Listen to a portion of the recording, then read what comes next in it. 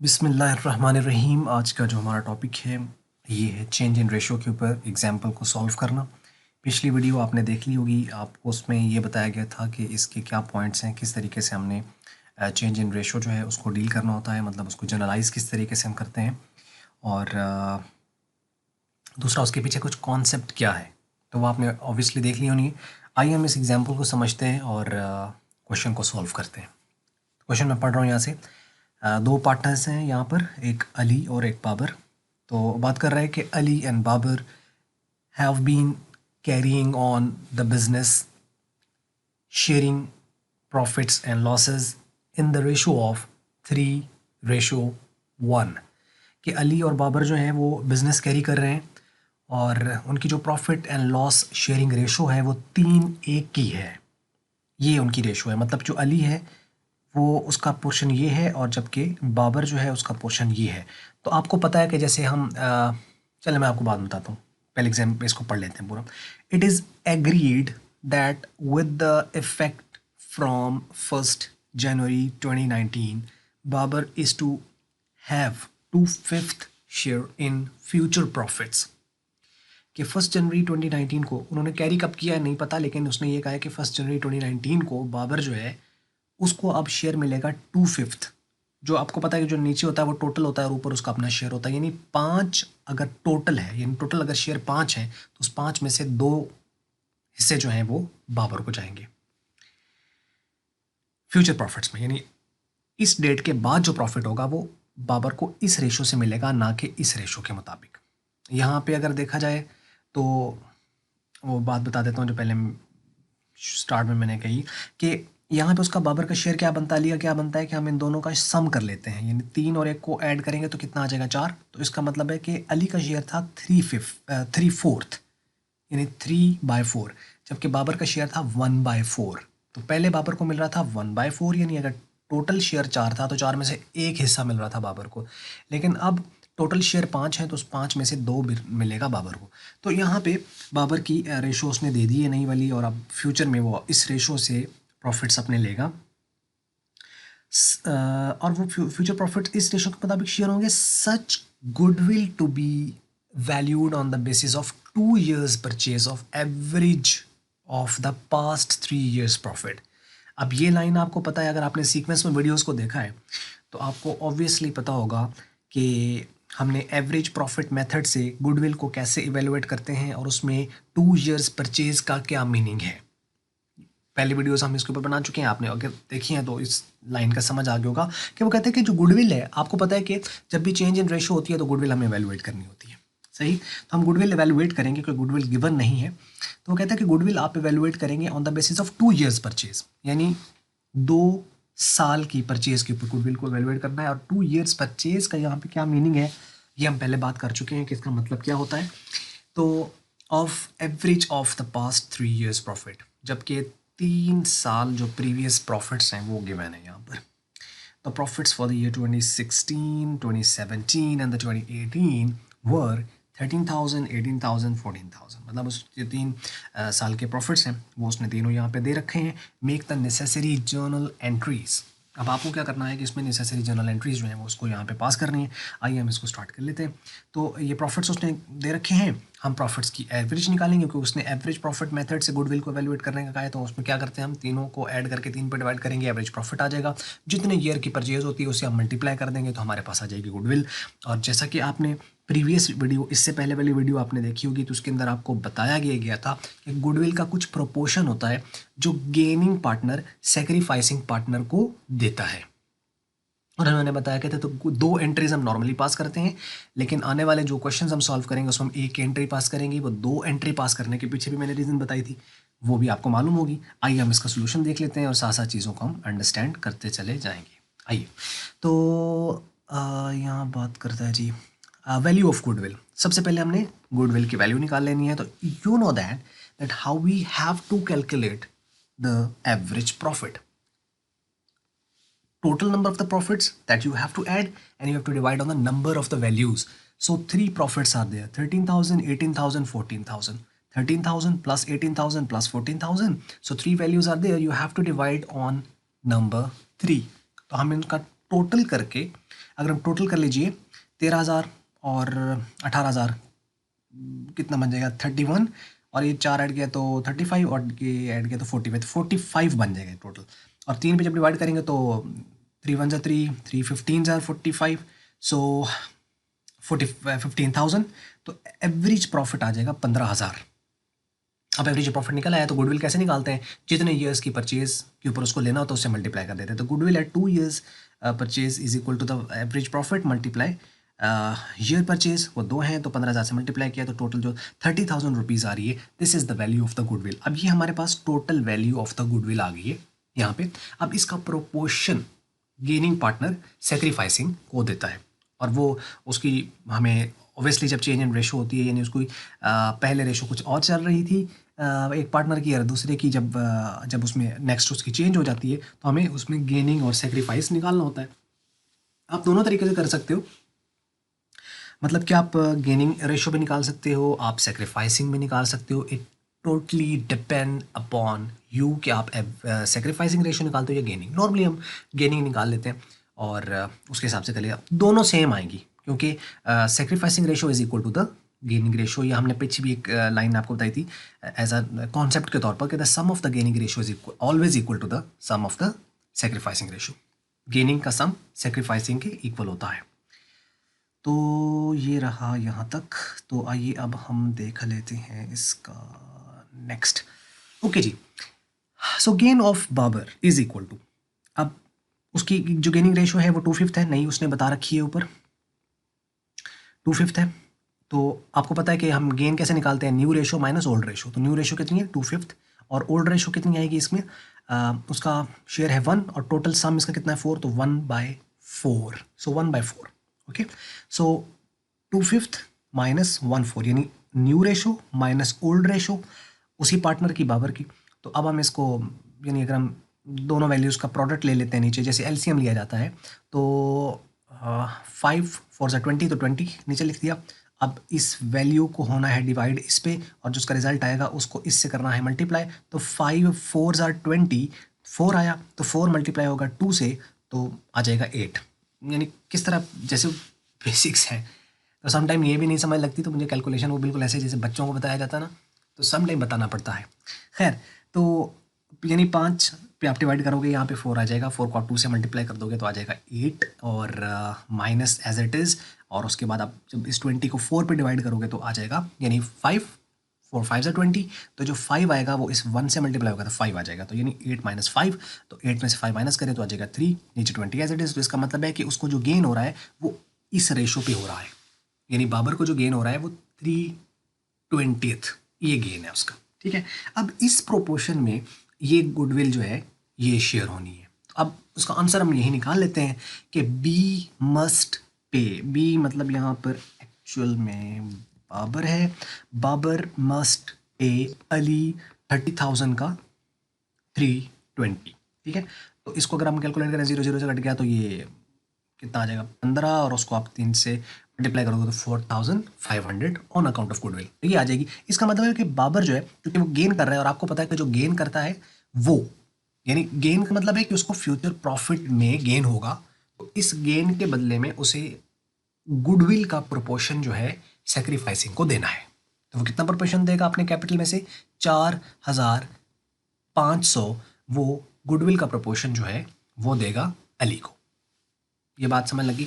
एक क्वेश्चन यहाँ पे माइंड में आ सकता है, जब आप क्वेश्चन को सॉल्व करोगे तो शायद अभी आपने चीज़ों को सीक्वेंस पे देख लिया तो समझ शायद आ गई होगी, लेकिन एक क्वेश्चन आ सकता है कि कैसे पता चलेगा कि ये गेनिंग है, गेन हुआ है और या सेक्रीफाइस हुआ है, और किसको गेन हुआ है किसको सेक्रीफाइस हुआ है। यहाँ तो मैंने चलो बता दिया कि जी ये न्यू रेशो है तो ओल्ड में से माइनस करके और निकाल, कैलकुलेशन तो हो गई, लेकिन पता कैसे चला है कि इसको गेन हो रहा है, कैसे पता चल रहा है ये 2/5 है वो 1/4 है, यानी वो 4 में से 1 ले रहा था वो 5 में से 2 ले रहा है, तो कैसे। तो इसका तरीकाकार ये होता है कि ना पता चल रहा हो, कुछ भी ना पता चल रहा हो, तो आप कैलकुलेटर है उसके ऊपर आप डिवाइड कर लो, तो पॉइंट से भी अंदाज़ा लगाया जा सकता है। जैसे कि फॉर एग्जांपल मैं पूछूं कि 0.1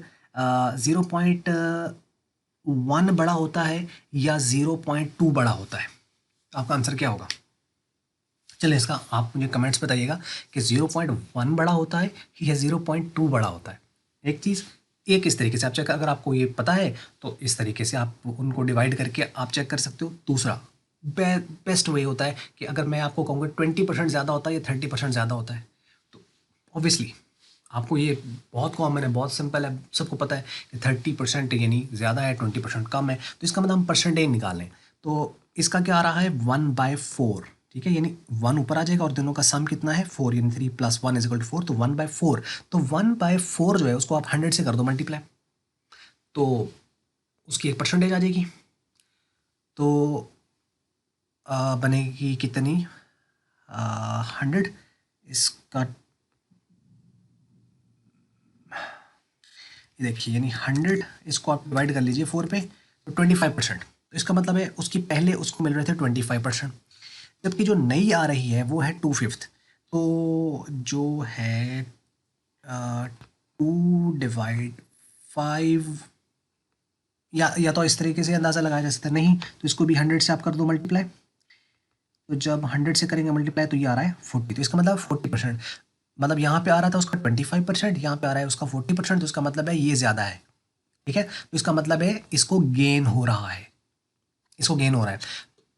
दूसरी बात ये है कि एमसीक्यूज़ में भी आपने एक बात याद रखनी है, अगर वो आपको ये कहता है कि ए और बी दो पार्टनर हैं, अगर जो बी है वो गेन कर रहा है 40%, तो ए सेक्रीफाइस कितने परसेंट कर रहा होगा? तो बहुत सिंपल आंसर है, जितना वो गेन कर रहा है उतना वो सेक्रीफाइस कर रहा है। मतलब अगर बी को गेन 40% हो रहा है तो इसका मतलब ए को लॉस कितना हो रहा है 40%। तो एमसीक्यूज़ में कहीं आ सकता है, तो वहाँ पे कन्फ्यूजन होने वाली कोई बात नहीं है कि 20%, 10%, 40%, नन ऑफ दीज ऐसी कोई ऑप्शन आ जाती है, तो you must be very clear कि जी 40% उसको, जितना उसको गेन हो रहा है दूसरे को उतना लॉस हो रहा है, सिंपल इज दैट। देन तो अगर ये है तो ठीक है, तो ये उसकी नई रेशो है। खैर, तो गेन हम किस तरीके से निकालेंगे, न्यू रेशो में से ओल्ड माइनस कर देंगे, बट मतलब जो भी उसका जितने परसेंट वो आपको देता है। तो अब यहाँ पे 2/5 जो आपके पास है, इससे आपको अंदाजा हो गया कि ये उसका ज़्यादा है प्रोपोर्शन, यहाँ प्रोपोर्शन उसका कम था, तो इसका मतलब यहाँ गेन है, तो इस वाली में से फिर इसको आप माइनस करोगे। ये नहीं, अगर गेन हो तो न्यू माइनस ओल्ड करते हैं, सेक्रीफाइस हो तो ओल्ड माइनस न्यू करते हैं। वैसे न्यू में ओल्ड भी कर देंगे तो वो नेगेटिव हो जाएगा, माइनस के साइन से बचने के लिए हम बड़ी वैल्यू में से छोटी माइनस करते हैं। खैर, तो मीन्स कि अब आपको ये पता चल गया कि किस तरीके से हमें इसको निकालना है। तो ऑल दैट, अब आ जाइए इसकी जनरल एंट्रीज को हम देख लेते हैं। जनरल एंट्रीज बहुत सिंपल है। सबसे पहले आपको पता है कि गुडविल को हम रेज करते हैं एक एंट्री में और दूसरी में उसको राइट ऑफ कर देते हैं। और जब गुडविल रेज की जाती है तो गुडविल का फ़ायदा किसको होना है, मालिकों को, तो उनके कैपिटल में जाएगा। तो एंट्री क्या होती है, गुडविल टू कैपिटल। गुडविल जब रेज होती है तो उसकी जनरल एंट्री क्या होती है, goodwill account to capital account. अब जितने पार्टनर्स हैं उतने को कैपिटल उस प्रपोर्शन से क्रेडिट हो जाएंगे जब रेज होगी। अब गुडविल एसेट होता है वो क्या होगा, डेबिट, और कैपिटल होता है लाइबिलिटी, तो वो क्या होंगे, क्रेडिट। तो सिंपल एंट्री क्या बनेगी, goodwill account to capital account, सही। लेकिन उसको प्रोपोर्शन के हिसाब से डिवाइड, अच्छा जब उसको रेज करना है तो उसको जो पहले वाली रेशो है, जो ओल्ड रेशो है उसके मुताबिक रेज होगी। जब उसको राइट ऑफ करना है तो न्यू के मुताबिक होगी, सही, नई रेशो के मुताबिक। तो देख लीजिए कि गुडविल टोटल है 30,000, वो आ जाएगा। अब इस 30,000 का ये जो आपको कैलकुलेट किया है अलीज जो कैपिटल क्रेडिट हुआ है, अब अली का शेयर कितना बनता है ओल्ड रेशो के मुताबिक, थ्री फोर्थ बनता है ना, यानी इनका सम कितना है 4, तो अली का शेयर बनेगा 3/4। तो आपने क्या कर लेना है, जो कि 30,000 है उसका आपने ले लेना है 3/4। इसको हम कैलकुलेट भी कर लेते हैं, just give me a few second. तो ये आ गया जी 30,000, और 30,000 को हम मल्टीप्लाई कर देंगे 3 के साथ और डिवाइड कर देंगे इसको 4 के साथ, तो आ गया 20,500। ये आ गया 20,500। जबकि इसी 30,000 का जो बाबर का शेयर है, बाबर की रेशो कितनी है, 1/4, 1 है और सम 4 है तो 1/4 आ जाएगा। तो उसके मुताबिक हम इसको 1 से मल्टीप्लाई करें तो वही आएगा, मतलब सिंपली आप इसको क्या कर दो, डिवाइड कर दो 4 के ऊपर, तो कितना आ जाएगा 7,500। तो ये 7,500 आ गया। तो बात क्लियर हो गई कि जो हमने गुडविल रेज करनी है वो ओल्ड रेशो के मुताबिक उसको रेज कर देना है बुक्स में। लेकिन अब इस गुडविल को राइट ऑफ करना है, राइट ऑफ इसलिए करते हैं क्योंकि ये परचेज गुडविल नहीं है, ये तो इसलिए बुक्स में आएगी भी नहीं, तो इसको हम यहीं से राइट ऑफ कर देंगे। तो जितनी अमाउंट से ये डेबिट हुई उतनी अमाउंट से क्रेडिट हो जाएगी, तो गुडविल अकाउंट बीच में से खत्म हो जाएगा, क्योंकि बुक्स में नहीं रहेगा, आपस में उनके कैपिटल्स में एडजस्ट हो जाएगी अमाउंट। ठीक है जी। अब इसका मतलब है कि गुडविल जितनी अमाउंट से डेबिट हुई उतनी अमाउंट से क्रेडिट हो जाएगी, तो राइट ऑफ हो जाएगी। मतलब डेबिट इक्वल अमाउंट क्रेडिट करें तो वो कैंसिल हो जाएगा, तो गुडविल तो खत्म होगी, पीछे बच जाएंगे उनके कैपिटल।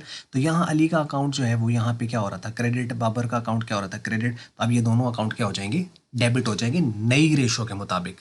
यानी ओल्ड रेशो के मुताबिक गुडविल रेज होगी और न्यू रेशो के मुताबिक गुडविल राइट ऑफ होगी, और जो नेट वैल्यू होगी वो उनके कैपिटल में ऑटोमेटिकली एडजस्ट हो जाएगी, जो लास्ट एंट्री में हम देखते हैं।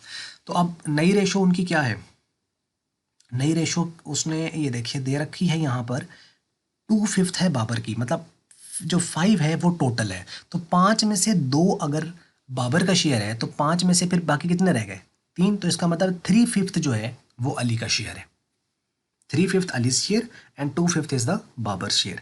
तो अब इसका मतलब ये हुआ कि वही उसी तरीके से हमने क्या कर लेना है कि 30,000 और इसका मल्टीप्लाई 3/5।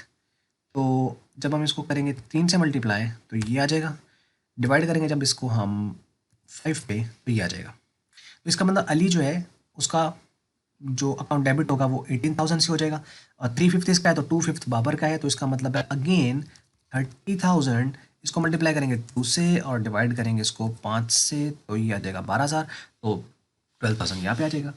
तो ये बात समझ लगी होगी आपको, ठीक है।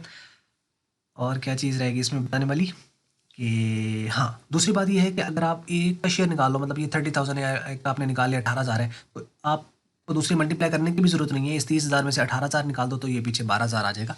इस तरीके से भी आप कर सकते हो, सही। तो ये थी 2 एंट्रीज, मतलब एक में यहाँ पे गुडविल रेज हो गई, यहाँ गुडविल राइट ऑफ होगी। जब गुडविल रेज होती है तो goodwill account to capital account होता है, जब वो राइट ऑफ होती है तो कैपिटल अकाउंट टू गुडविल होती है। Simple is that. अब ये हम आगे एंट्रीज करेंगे नहीं, क्यों की गई है, ताकि गुडविल का कॉन्सेप्ट यहाँ पे क्लियर हो जाए। और एक्चुअल में एंट्री हमने क्या करनी है, एक्चुअल में देखें ये एंट्री होनी है, क्योंकि 4,500 रुपये जो है ये बाबर जो है उसने देना है एज अ गुडविल अली को, क्योंकि बाबर को गेन हो रहा है। तो सिंपल, जो गेन करेगा उसका कैपिटल अकाउंट डेबिट होगा, क्योंकि उसके कैपिटल में से पैसे निकलने हैं, और जाने किसको हैं, जो सेक्रीफाइस कर रहा है गुडविल के, ठीक है। तो उसका अकाउंट, जिसको जो सेक्रीफाइस करेगा उसका अकाउंट क्रेडिट हो जाएगा। तो इसका मतलब है एंट्री एक्चुअल में क्या होनी है, Babar's capital account to Ali's capital account, simple is that. और ये रकम लिख देनी है 4,500, जो कि नेट वैल्यू है। तो ये एंट्री हो जाएगी, Babar's capital account to Ali's capital account 4,500 being the amount of the goodwill payable by the Babar to the Ali due to the change in ratio. अब ये देखो, इसको मैं आपको यहाँ पे बता भी दूँ कि ये किस तरीके से 4,500 आया, कि just give me a second, कि यहाँ पे देखिए कि अलीज कैपिटल है यहाँ पर 22,500, तो आप माइनस कर दीजिए इसमें से अलीज कैपिटल 18,000, ठीक है। तो उतनी ही रकम आएगी 4,500, इसमें से माइनस कर दिया 18,000, वो उतनी आ गई, वही बन रही है 4,500।